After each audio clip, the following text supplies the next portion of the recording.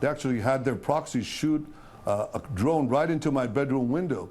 They're targeting every one of our ministers, a key minister. Luckily they missed, because I was definitely in my home when it happened. I've always been in Israel, and I will continue to be in Israel, and definitely didn't leave the country. Thank God they missed. I was cleaning my horns in the bathroom when I noticed there was a drone outside my window. They almost got me. They nicked my hooves and my tail and my golden calf. The forces of civilization have to act before it's too late. We did. The Jewish people haven't traveled over time this great odyssey of 3,500 years with some of the worst tragedies meted out. Here we go. Yes, please. Center yourself in your Jewish victimhood for thousands of years. Ugh. You have a monopoly on victimhood. No one else is entitled to be the victim. It's only the Jew.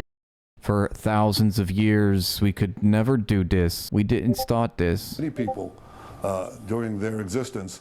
Yeah, I've never heard it explained to me like that, with that phrase, the forces of civilization. Sounds pretty sinister. It's like the forces of civilization. You don't think of forces to go with civilization. Forces sounds a little militaristic, sounds a little bit fascistic to me. Necessary to prevent that. The force is violence. Violence against civilization. He's saying, look, violence has shaped our civilizations for thousands of years. It will continue to do so. I'm just bearing out this historical imperative that all human societies must do. I'm a historical force myself, and I shape civilization. And that is how crazy this psychopath is. I mean, he will justify it all by saying, well, you know, there was Julius Caesar. There was Attila the Hun. We have the United States doing this on a regular basis. The British did this before us. This has always been the case. We know what needs to be done in order to assure that those two twin threats to our very survival, to the survival and the peace of the world, are removed. So are you going to target the Supreme Leader? Look, we're doing what we need to do. I'm not going to get into the details, but we've targeted their top nuclear scientists. It's basically Hitler's nuclear team. You know, we got them. We still have work to do on other sites. Basically,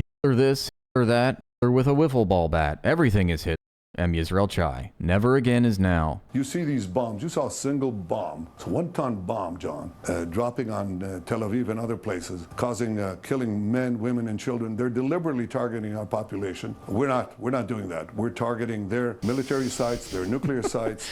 Bro, nobody was asking you about any of this. Why are you launching into this defensive argument? Like, we weren't saying anything. We're definitely not women and children indiscriminately. Before anyone asks, we don't do this. They do this. We don't do this. Ballistic missile sites, so they don't have 20,000 of these that no country could survive with.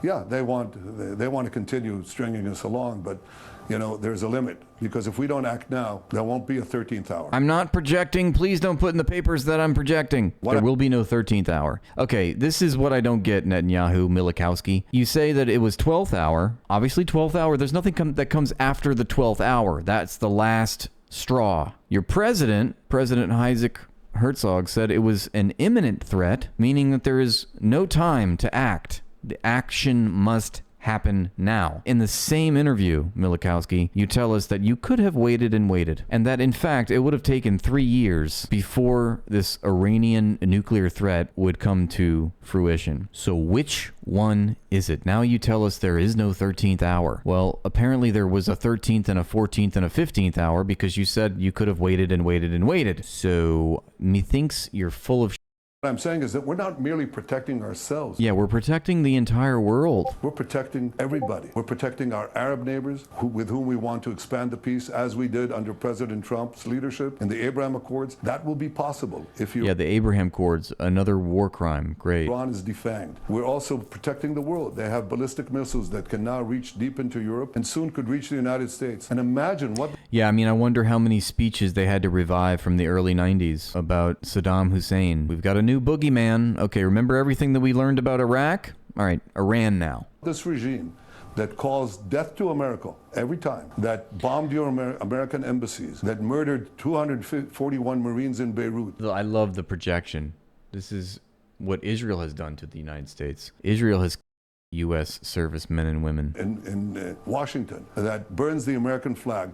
You want these people to have nuclear weapons and the means to deliver them to your cities? Today it's Tel Aviv, tomorrow it's New York. He's exactly right. Today it's Tel Aviv and tomorrow it's New York, and it'll be Milikowski that gives the order. The idea that Iran would have any interest in striking New York City, you know, they're completely encircled by U.S. military bases in the Middle East. They do not confer any of the advantages of being more powerful in this situation against the United States. That's pure fantasy. So yeah, today it's Tel Aviv. Tomorrow there'll be a false flag in New York, and Netanyahu will give the order. Governments always have one enemy: their people. I understand America first. I don't understand America dead. That's what these people want. They chant death to America. So we're doing so. Make America dead, mad. That's what President Trump is doing, and I deeply appreciate his support. But U.S. officials tell us that the president flatly rejected a plan, an opportunity that the Israelis had to take out the supreme leader. Do you understand his concern? My understanding is his concern is that this would escalate the conflict beyond where it is already. It's not going to escalate the conflict. It's going to end the conflict. We've had half a century of conflict spread by just this like Gaza would bring the hostages home. regime. So imagine what they're doing now without nuclear weapons. They're on the brink. Chanting death to America without nuclear weapons. Imagine what will happen if they... There it is. There's that word that I told you. That fantastic word.